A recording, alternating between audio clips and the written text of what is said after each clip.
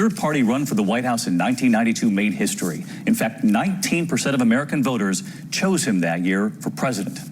Ladies and gentlemen, Mr. Ross Perot. He was the self-made billionaire from Texarkana, Texas. The blunt, folksy presidential candidate, promising voters a break from politics as usual. Now, just for the record, I don't have any spin doctors. I don't have any speech writers. Probably shows. His populist message, Washington isn't working for you. Dollars gone through the floor. Now, whose fault is that? Not the Democrats, not the Republicans. Somewhere out there, there's an extraterrestrial that's doing this to us, I guess. During his 1992 campaign, Barbara Walters asking him this. What have you learned from this experience? How good the American people are, that down where the rubber meets the road, this country has millions and millions and millions of good people. He won 19% of the vote that year, running as an independent. Many argued afterward he helped seal George H.W. Bush's fate up against Bill Clinton. But Perot earned votes across the spectrum. We want to close on our theme song. Let's hit it, Ed. We're crazy. Crazy for being the... Ross Perot, on the eve of the 92 election, always dancing to his own tune. And Ross Perot was 89. The fate of Obamacare and health care benefits for millions of Americans again on the line tonight. A federal appeals court in New Orleans hearing arguments today. 18 Republican-led states, backed by the Trump administration now, arguing the Affordable Care Act is unconstitutional. California leading a group of 20 states defending it. And an appeals court in Manhattan has ruled tonight that President Trump cannot block critics from his Twitter account, saying that that would violate the First Amendment. Because the president uses Twitter to conduct government business as president of the United States, the judges said excluding critics stifles the expression of their point of view while amplifying the views of those he favors. An American mother, she was a U.S. scientist in Greece. Her body was found in an old World War II bunker after disappearing a week ago. And here's ABC's James Longman. Tonight, a deepening mystery on the Greek island of Crete. Searchers say they believe they've recovered the body of 59-year-old American Suzanne Eaton, a molecular biologist who vanished a week ago. For days, they've scoured this rugged terrain using dogs and helicopters, her family joining the search. In the end, the grim discovery made inside an old World War II bunker. The married mother of two who lived in Germany was visiting Crete for a conference.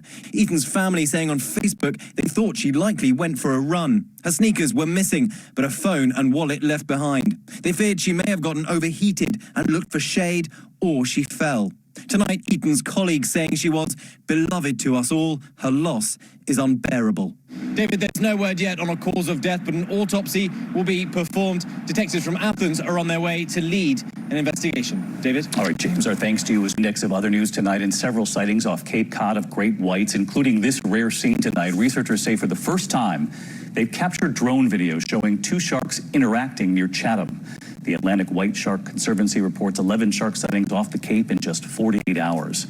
Your money tonight, Marriott is now accused of overcharging customers. The D.C. Attorney General is suing the hotel chain for alleged deceptive pricing online. The lawsuit accusing Marriott of hiding a portion of the room cost with resort fees, amenity fees, or destination fees. Those fees possibly hiking costs by up to $95 per day. Marriott says it does not comment on pending litigation. The new study about women and that glass of wine at the end of the day. Researchers say women who give up alcohol can boost their mental health over women who drink moderately. Men who quit drinking showed hardly any mental health improvement, but that might be a different story altogether. Researchers say alcohol affects women and men differently. The study appears in the Canadian Medical Association Journal.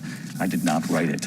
The last of the Volkswagen Beetles will roll off the assembly line in Mexico tomorrow.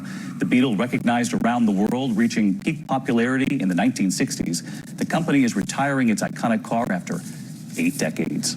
And strong tonight, just ask her, the Queen surprising everyone during a tree planting ceremony in Cambridge. First handing off her purse, then taking the shovel and going to work. Her Majesty at 93 years old telling them, quote, "I'm still perfectly capable of planting a tree."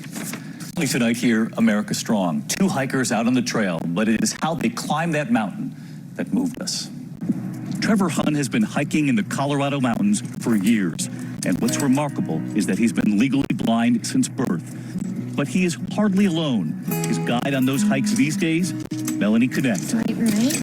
Born with spina bifida, she uses a wheelchair, but not on those mountains. Step over, and if you head to the right, it's a little Together, they help each other on the path. Melanie serves as Trevor's eyes, and he lifts her on the journey. The two friends from Fort Collins met a year ago at an adaptive rock climbing class and quickly realized they could help one another. I just love to be on the top of a mountain because I can hear the expansive space around me. I can listen to birds, I can listen to the waterfall I hear right now in the background. It's gonna get really narrow. He was telling me just about how he's been guided up mountains, like using a voice system, and I'm like, well, I have a voice. And he now counts on that voice. And then to the right a little bit. We both serve a purpose on the trail, and, a huge responsibility, to each other. Sending us this from their hike today. Hi, David. Hi, David. Today we are hiking the Twin Sisters Trail up near Estes Park. How are you feeling about it, Trevor? It's definitely a good training hike for us because it's really rocky. It's going really good. Grateful for their friendship and offering this final piece of advice. If you have a crazy idea, find another person that also agrees with that crazy idea, and then it's not crazy anymore. Don't you love them? Trevor and Melanie, inspiring us all. Thank you for watching here on a Tuesday night. I'm David Muir. I hope to see you right back here tomorrow. Until then, good night.